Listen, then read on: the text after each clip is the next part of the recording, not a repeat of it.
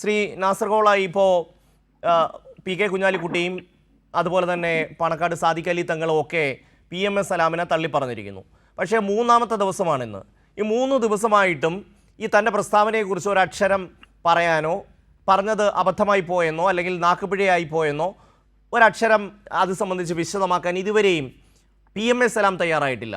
അതായത് മുസ്ലിം ലീഗിൻ്റെ നേതാക്കന്മാരുടെ ഒരു നിയന്ത്രണത്തിലല്ല PMS സലാം എന്നാണോ മനസ്സിലാക്കേണ്ടത്?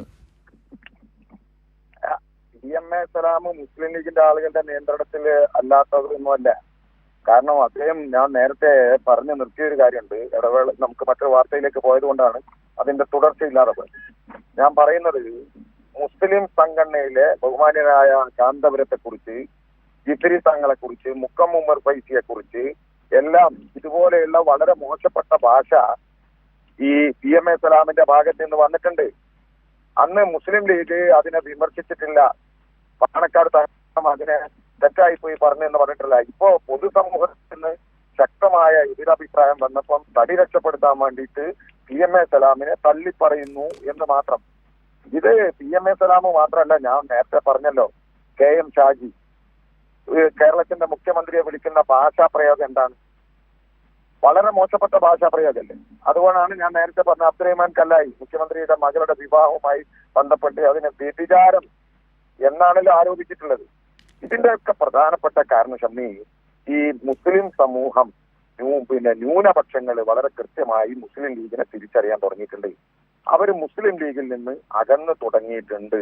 കാരണം ന്യൂനപക്ഷ സംരക്ഷണം അവർക്ക് നടത്താൻ കഴിയുന്നില്ല.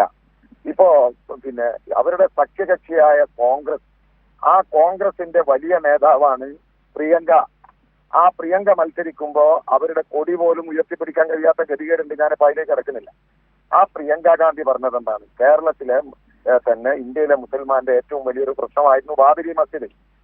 RSS തകർത്ത്, ബാബരി മസ്ജിദ് തകർത്ത് അവിടെ രാമക്ഷേത്രത്തിന് ഇന്ത്യയുടെ പ്രധാനമന്ത്രി തറക്കല്ലിടുമ്പോ അത് എന്റെ അച്ഛന്റെ സ്വപ്നമാണ് എന്ന് പ്രിയങ്ക പറയുമ്പോൾ അതിനെ വിമർശിക്കാൻ ഈ മുസ്ലിം ലീഗിനോ ഈ PMS സലാമിനോ നാവുണ്ടോ? ഇല്ലല്ലോ. എന്നിട്ട് മറ്റേതെങ്കിലും വിഷയം എടുത്തിട്ടിട്ട് കേരളത്തിന്റെ മുഖ്യമന്ത്രിയും പിണറായിയും കമ്മ്യൂണിസ്റ്റുകാർക്കെതിരാണ്, അവർക്ക് നിലപാടില്ല എന്ന് പറയും. ഇതേ PMS സലാം ഇതേ മുസ്ലിം ലീഗിന്റെ നേതാക്കന്മാരെയും തങ്ങന്മാരെയും തെറി പറഞ്ഞ് നടന്ന ഒരു കാലുണ്ട്. അത് പയലെടുത്ത് പരിശോധിച്ച് നോക്കിയാൽ മനസ്സിലാവും. വൃത്തികെട്ട തെറി ഭാഷാ പ്രയോഗം. ഒരാൾ തെറി പറയുന്നത് അപ്പോഴാണ്, വൃത്തികേടുകൾ പറയുന്നത് അപ്പോഴാണ്. ആശയം കൊണ്ട് എതിരാളിയെ നേരിടാൻ കഴിയില്ലെങ്കിൽ, ആശയ ദാരിദ്ര്യം ഉണ്ടാകുമ്പോൾ, അല്ലെങ്കിൽ മൊത്തത്തിൽ അവർക്കൊരു പരാജയ ഭീതി ഉണ്ടാകുമ്പോൾ, അപ്പോ മുന്നിൽ കാണുന്ന എതിരാളി എന്ത് ചീത്തയും പറയും. അതാണ് ഇവിടെ സംഭവിച്ചുകൊണ്ടിരിക്കുന്നത്. അതിപ്പോ UDF-ന്റെ പല നേതാക്കളുണ്ട്, മുസ്ലിം ലീഗിന്റെ നേതാക്കൾക്കുണ്ട്. അതിന്റെ ഭാഗമായിട്ടാണ് PMS സലാം വന്നത്. എന്നാ PMS സലാം ഈ പറഞ്ഞത്, ഇപ്പൊ കുഞ്ഞാലിക്കുട്ടി പറഞ്ഞു, അത് നാക്കുപിഴയാണ്. നാക്കുപിഴ മനുഷ്യൻ സംഭവിക്കുക സ്വാഭാവികമാണ്. ഞാനിപ്പോ നിങ്ങളോട് സംസാരിച്ചുകൊണ്ടിരിക്കുന്ന എനിക്ക് നാക്കുപിഴ വരാം, ആർക്കും വരാം. അങ്ങനെ നാക്കുപിഴ വന്നു കഴിഞ്ഞാൽ ഞാൻ ചെയ്തത് തെറ്റാണ്, ഞാൻ ആ വാചകം എന്റെ ശ്രദ്ധയിൽപ്പെട്ടില്ല, അതിന് ഞാൻ ക്ഷമയോദിക്കുന്നുവെന്ന് സ്വാഭാവികമായി പൊതുസമൂഹത്തിന്റെ മുമ്പിൽ പറയാലോ. അല്ലാതെ ഇപ്പൊ പിണറായി അതിന് മറുപടി പറയാൻ പോകാൻ നിൽക്കുന്നില്ലല്ലോ. പക്ഷെ ഇതേ ഭാഷാ പ്രയോഗം തിരിച്ച് അങ്ങോട്ട് പറയുമ്പോ അത് പറയുന്നത് കമ്മ്യൂണിസ്റ്റുകാരുടെ സംസ്കാരം അല്ലാത്തതുകൊണ്ടാണ് നമ്മളിപ്പോ പ്രയോഗിക്കാതിരിക്കുന്നത്. മനസ്സിലായില്ലേ? ഇവരെ കുറിച്ചൊക്കെ പറയാൻ ഭാഷാ പ്രയോഗങ്ങൾ കയ്യിലില്ലാഞ്ഞിട്ടല്ല, അത് പറയാൻ പാടില്ല എന്നുള്ളത് കൊണ്ടാണ് നമ്മൾ പറയാതിരിക്കുന്നത്. അപ്പൊ PMS സലാമിനെ ഇതിലൊരു ആയുധമായി ഉപയോഗിക്കുകയാണ്. ആള് ഒരു പാർട്ടിയുടെ സംസ്ഥാന സെക്രട്ടറി അല്ലേ?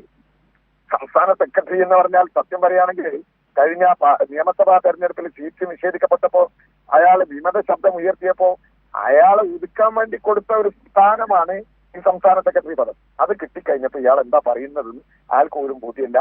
അത് പിണറായിക്കെതിരെ മാത്രമല്ല, കമ്മ്യൂണിസ്റ്റുകാർക്കെതിരെ മാത്രമല്ല, മുസ്ലിം മതസംഘടനയുടെ നേതാക്കൾക്കെതിരെ കൂടി ഇവർ പറഞ്ഞുകൊണ്ടിരിക്കുകയാണ്. എന്താ പറയാ, അവരുടെ സംസ്കാരം എന്ന് ഒറ്റവാക്കിൽ അതിനെ പറഞ്ഞു നിർത്താനാണ് ഞാൻ ആഗ്രഹിക്കുന്നത്.